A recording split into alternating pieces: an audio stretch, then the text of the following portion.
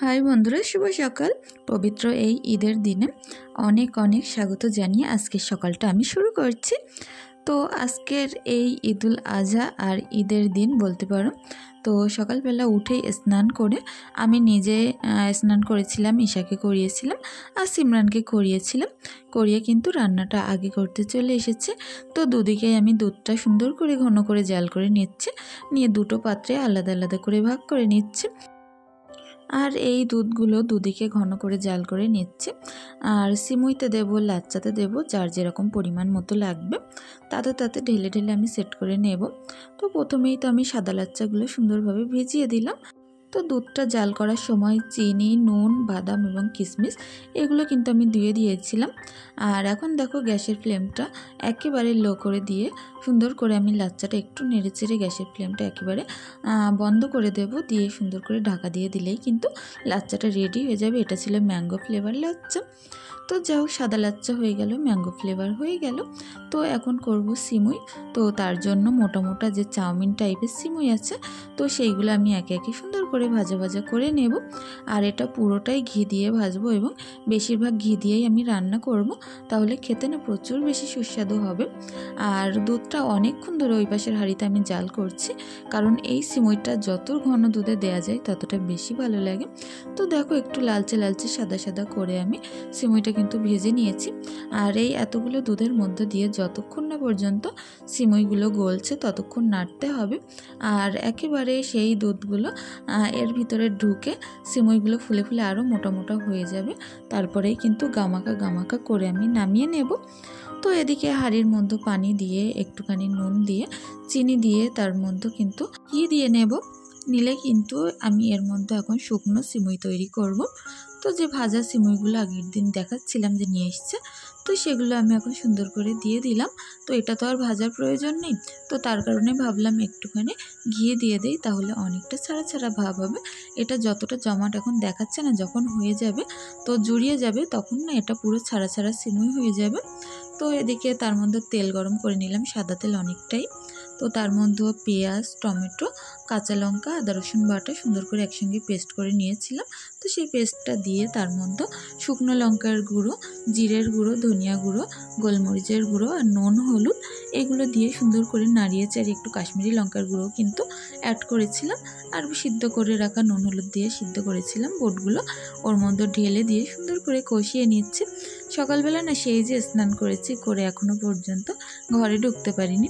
সকাল থেকে রান্নাটা শুরু করে ফেলেছি, কারণ হাজব্যান্ড যেহেতু খেয়েই একটুখানি কিছু মুখে দিয়েই নামাজ পড়তে যাবে। তো তার কারণে ভাবলাম সকাল সকাল আগে রান্নাটা কমপ্লিট করি, তারপরে ঘরের কাজগুলো একটু বাদেই হাত দেওয়া যাবে। তো রান্নাটা তো আমার হয়ে গেছে, এখন আমার দেওরের জন্য একটু বেশি করে তুলে দেব। তো সিমুই লাচ্চা আমি ওদিকে বেড়ে নিয়েছিলাম, আর ঘুগনিটাই তোমাদের সাথে শেয়ার করছি। এর মধ্যে একটুখানি শসা কুচি, পেঁয়াজ কুচি দিয়ে সুন্দর করে পাঠিয়ে দেব। আর তারপরে দেখো সিমরানকে ঘরে গিয়ে সুন্দর করে গুছিয়ে দিয়েছি, আর ওরা দুজনা কিন্তু বেশ ভালো রেডি হয়ে গেছে। আর সিমরানের বন্ধুরা ওদিকে খাওয়া দাওয়া করছে। ওদের খাওয়া দাওয়া হয়ে গেলে ওরা একসঙ্গে করে কিন্তু সুন্দর করে ঘুরতে যাবে।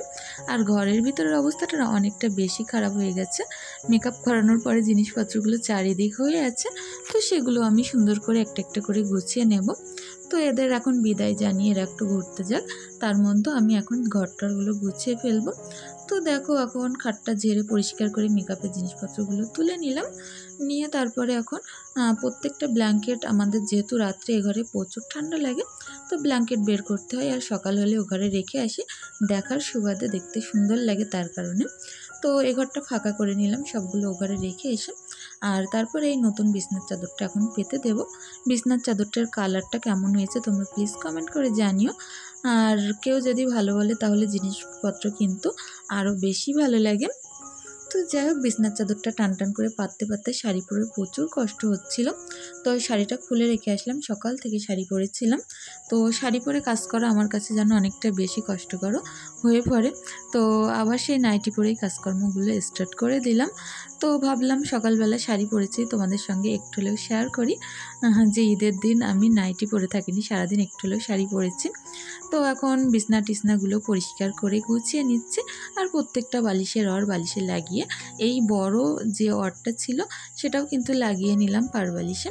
নিয়ে ঈশা ওদিকে এসে গেছিলো, ওর অনেক কষ্ট হচ্ছিল, কিন্তু শুচ্ছিল, উঠছিল, তারপরে নিচে গিয়ে গড়াগড়ি দিচ্ছিল, এরকম করছিল। তার মধ্যে আমি খাটটা সুন্দর করে ঝেড়ে ঝুড়ে এখন গুছিয়ে পরিষ্কার করে নিচ্ছি। তো এই দিনটা একটা দিন অন্তত একটু ফাঁকা থাকতে চাই। হয়তো ভেবেছিলাম তোমাদের সঙ্গে আজ আর কোনো ব্লগ আমি দেব না। তো অনেকজনের রিকোয়েস্টে অনেক বন্ধুরা অনেক সুন্দর সুন্দর কমেন্ট করেছে আমার হোয়াটসঅ্যাপে এসে। তো ভাবলাম যাক, কষ্ট হলেও তোমাদের সঙ্গে আজকের ব্লগটা আমি শেয়ার করব। তো ঈদ স্পেশাল ব্লগ বলতে পারো এটা আমার। ঈদের দিন সারাদিন কি কি কাজ করি, কি কি রান্না করি, সেটাই তোমাদের সাথে আমি শেয়ার করছি। তো যাই হোক, ওদিকে রান্নাটান্নাগুলো কমপ্লিট করা হয়ে গেছিলো, সকালে মিষ্টি আর যে ঘুগনি টুগনিগুলো, আর এখন কিন্তু ভাত আর মাংসটা হচ্ছে। তাছাড়া আর কিছুই করব না। তো দেখো এখানে প্রায় 2.5 কেজি মতো মাংস আর 500 মতো আলু দিয়ে মাংস করেছিলাম, সরু চালের ভাত করেছিলাম। তো আজ ঈদের দিন, এখন বাজে বেলা 3টে। তো একটু গুছিয়ে গেছে, এই যে রেডি হয়েছে। তো একটুখানি বাদে দেখা যাক, বাড়ির পাশে যেহেতু নদী আছে, নদীর ধারে আমরা সবাই মিলে ঘুরতে যাব। তো কেমন লাগছে অবশ্যই সকলে কমেন্ট করে জানিও। তো শাড়ি টাড়িগুলো খুলে চুড়িদার পরে স্কুটিটা নিয়ে আমার বন্ধু একটা স্কুটি নিয়ে এসছে, আমি একটা নিয়ে এসেছি। নিয়ে এসে আমরা দুজন মিলে আজ মনের সুখে ঘুরে বেড়াবো। কারণ এই একটা দিনই না শুধু আমার নিজের জন্য, যেটা নিজেকে খুশি রাখার জন্য। সারাদিন তো সারা বছর দেখোই কতটা বেশি কাজকর্ম, কতটা বেশি খাটুনি হয়ে থাকে। আর এই ঈদ বাদে যে আমাদের দ্বিতীয় ঈদটা হয় বকর ঈদ, তো সেই ঈদেও তো আর বাড়ি কাজের কোনো কমতি থাকে না। তো এই ঈদটা ভেবেই নিয়েছি আমরা একটু নিজের মতো করে কাটাবো। তা অনেকটাই পরিমাণে খাবার টাবার টুকিটাকি কিনে নিয়ে এসেছিলাম আমরা। তো ভাবলাম এখানে বসে একটু ফাঁকা নিরিবিলি জায়গা, এটা না ছিল কোনো পিকনিক স্পট আর না ছিল কোনো ভালো যে একটা পার্ক, এটা ছিল শুধুই একটা নিরিবিলি জায়গা। মনোরমের জন্য এখানে আমরা এসেছিলাম। কারণ আমাদের সারা দিন সংসার প্রতি যে এত বেশি দায়িত্ব থাকে, খাটুনি থাকে, সেগুলো করে না মাঝে মধ্যে মনে হয় একটু নিরিবিলি জায়গায় যেতে। তো আমার বন্ধু, আমি, সিমরানের বন্ধু সিমরান, আমরা অনেক মজা করছিলাম।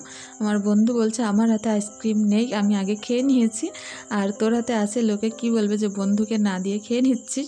তো আমি বললাম যে না, আমার এমন পরিবারে কেউই নেই যে বলবে। তো ঈশা তো আইসক্রিম খেয়ে সমস্ত হাত মুখ পুরো ভর্তি করে ফেলেছিল। তো ওর হাত টাতগুলো দেখো পরিষ্কার স্বচ্ছ এই জলকরের পানি দিয়ে ধুয়ে দিচ্ছিলাম। তো যাই হোক, অনেকটা বেশি ভালো লাগছিল। একটা দিন যদি এরকম নিজের মতো দেওয়া যায় নিজেকে, তো বেশি ভালো লাগে। আর দেখো এদিকে আমরা সুন্দর করে একসঙ্গে একটা ফটো তুলে রাখছিলাম, যাতে পরবর্তীকালে আমরা ফটোটা দেখতে পারি আর এই দিনের কথাটা মনে করতে পারি। তো দেখো পরিবেশটা না প্রচুর নিস্তব্ধ নিঝুম ছিল। আর আমাদের দুজনের গাড়ি আমরা লক্ষ্য করছিলাম বারবার, কারণ এই বেশ কিছুদিন হচ্ছে যে গাড়ি চুরি হচ্ছে, বারবার আমাদের বাজার থেকে গাড়ি চুরি হচ্ছে।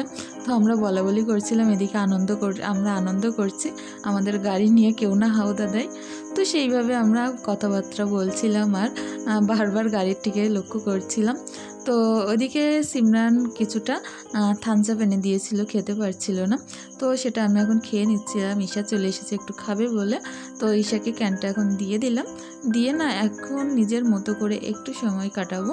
আর আমরা দুই বন্ধু ভেবেই নিয়েছি যে খোলা আকাশের নিচে আজ আমরা সুন্দর একটা স্নিগ্ধ নিঃশ্বাস ফেলবো, যেটা আমাদের দুজনের জন্য অনেকটা বেশি জরুরি। কারণ সারা বছর সংসারে জড়িয়ে থেকে বাচ্চা কাচ্চাদের মধ্যে, কাজকর্মের মধ্যে আমরা কিন্তু আটকে থাকি।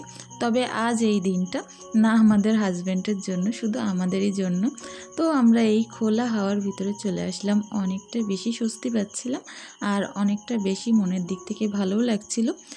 আর কিছু কিছু দিন এমনও আসে যে আমাদের অনেক কষ্ট পরিশ্রম করে যে দিনটা খুবই খারাপের মধ্য দিয়ে যায়।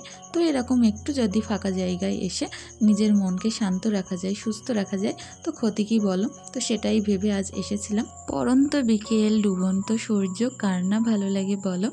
তো আজকের ভিডিওটি শর্ট হওয়ার কারণে সকলের কাছ থেকে আমি একটু ক্ষমা চেয়ে নিচ্ছি। সকলে অনেক বেশি ভালো থেকো, সুস্থ থেকো, ধন্যবাদ।